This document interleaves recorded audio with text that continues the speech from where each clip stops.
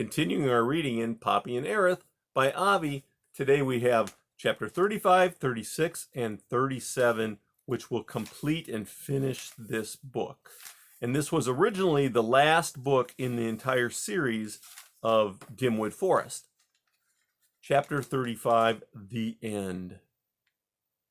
For 5 days the fire raged, roared, and ravished Dimwood Forest, and then gradually died away. On the 6th day, curls of smoke continued to trickle upward like whispered memories, while the charred trees stood like tall, crooked skeletons. Nothing moved. The earth was burnt over black. The land was silent and hot. Dimwood Forest was no more. On the 7th day, rain began to fall. It fell softly, as if the sky were kissing the earth. Chapter 36. The Beginning. It took a full month for the smoldering ground that had been Dimwood Forest to cool. Gradually the mice began to emerge from the bat cave. Though there were those who went elsewhere, some made their way back to the places they had once lived. Slowly their lives resumed. Among those who returned to the forest area were Poppy and her immediate family, and Ereth. The old porcupine was pleased that Poppy had not died. Pleased that he did not have to smile anymore. Pleased that he was free to swear again. Pleased to know where he had a life supply of salt. One day Poppy was sitting on a rock surveying the fire's destruction when Bounder appeared quite suddenly and sat down before her. "Glad to see you're okay," he said. "You too," returned Poppy. "Bounder, I can't thank you enough. That was quite a ride."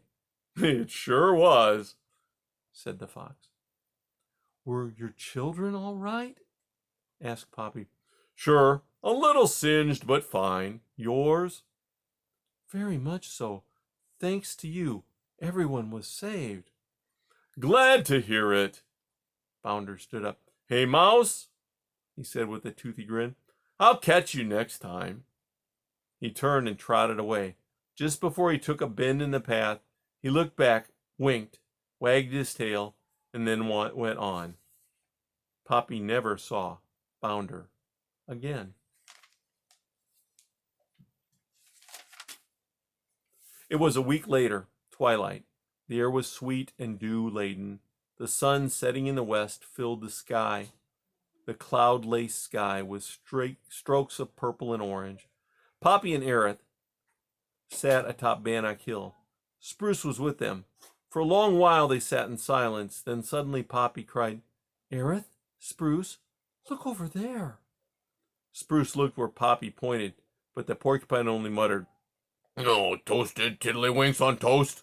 I don't feel like looking at anything." "No, really, Ereth, you must look," insisted Poppy, and she scampered a few feet. "Please, come over here." Spruce joined her.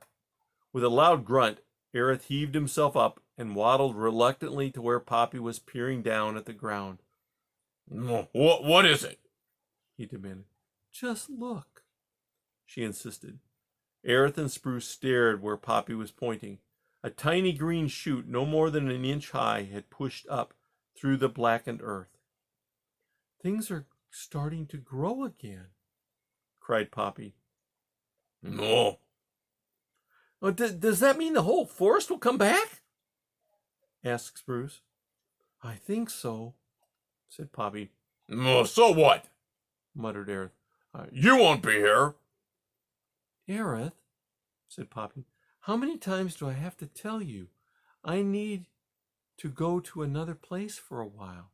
I want to see what else there is in the world before I get too old. And Spruce said he would come with me." "Why Spruce?" demanded Ereth. A mouse has to do what a mouse has to do," Spruce said. That's not you talking, that's ragweed," Ereth grumbled. "Always ragweed." Grandma says you should come too," said Spruce. Ereth turned to Poppy. "What Why can't you stay here? He demanded. Because when I visited the Bat Cave, I learned that there's a whole lot beyond Dimwood Forest. I want to see even more. How are you going to do that? Ereth, returned Poppy. With the forest gone, the bats can't find enough insects to live on. They found a new home in an old mine in another forest some miles from here. I'm going with them. No, you're not a bat, said Ereth. I like bats. I like bats too, said Spruce. They're fun. Lucy takes me flying all the time. We're best friends. We're going to have adventures. Ereth, said Poppy, it's like what Old Wing said. As long as you try, you're young. Now it's twilight. Lucy will be here in a few minutes to take me. I wish you would come with us. Uncle Ereth, the bats offered to take you too, said Spruce. Ereth shook his head. No, I'll never fly again. Walk then, said Poppy. I've told you how to get there. It's not that far. Go straight north. I'm too old to move, Ereth objected. Anyway, there's all that salt you found for me. I'd be a fool to leave that. Then, Ereth, at least promise me you'll visit. No, greedy green cheese geese. I'm not promising anything to anyone. Then, my dear friend, we have to say goodbye. No, I said goodbye to you once, cried Ereth. I don't need to say it again. Then, what else can we say? Asked Poppy, her eyes filling with tears. Nothing, snapped Ereth. Just go. Forget about me. I'll forget about you two. Have yourself a grand old time. So will I. Poppy peered up into Ereth's face. Oh, Ereth, I do love you, she said. You really have been the best of friends. Thank you for always being you. Oh, just go, shouted the porcupine. Even as they stared at each other, Lucy and another bat arrived in a flutter of wings. Miss Poppy, cried Lucy. Spruce, we're here. Are you ready? Almost, said Poppy. She stood up on her rear toes and gave Ereth a kiss on the tip of his nose. Goodbye, my dear friend, dear, dear friend, she said. I will always miss you.